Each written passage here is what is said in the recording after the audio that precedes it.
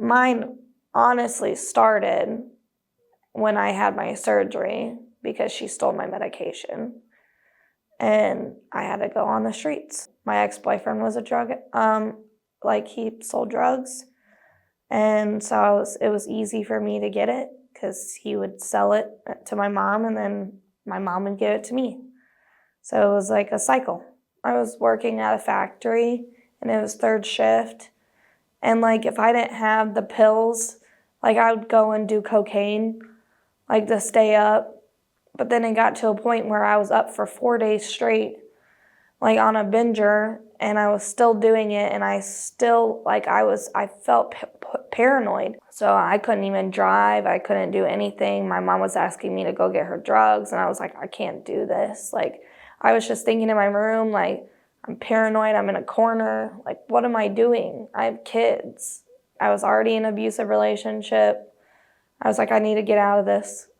And then I saw this ad. It was so weird. Like I was watching TV and BrightView came up and I was like, I'm going to get the number. So I looked on my phone and I was like, I need to get in here like ASAP. And they asked me all these different questions and I have an appointment at 8 a.m. the next day.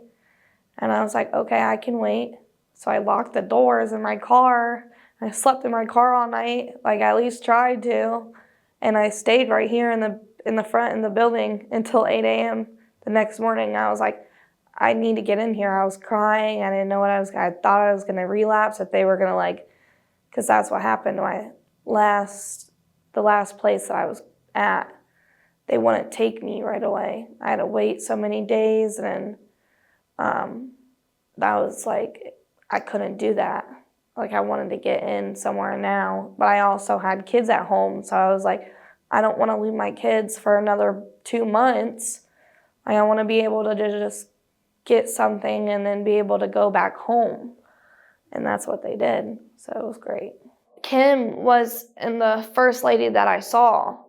She was like, we've been waiting for you. We got a call from the ladies over the phone, and they said that we have a new person, and we're so she was so nice. She was like, we're excited to meet you, and nobody gave me any scares or anything like that. I mean, I was just emotionally damaged. I was bawling like a baby, and I was like, I'm just really terrified, and everyone was just tapping my shoulder and making sure that I was okay. And she was like, this is not our first rodeo.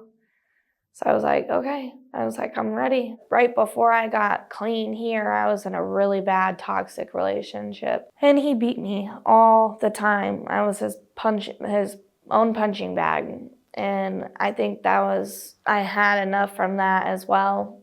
I was actually at his house when I called BrightView.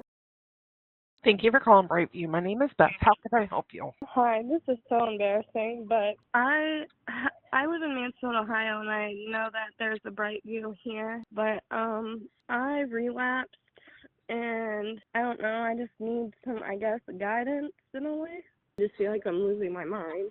And Okay. I've been looking up places everywhere, but I'm just I'm terrified because I don't really have anybody. Both my parents are drug addicts, so it's I'm scared to do this alone. I understand. Well, you've made the right call. And you could, the lady could hear him in the background, and he was calling me a bitch and was calling me names and stuff. And she was like, honey, are you okay? Do you need somewhere to go safe?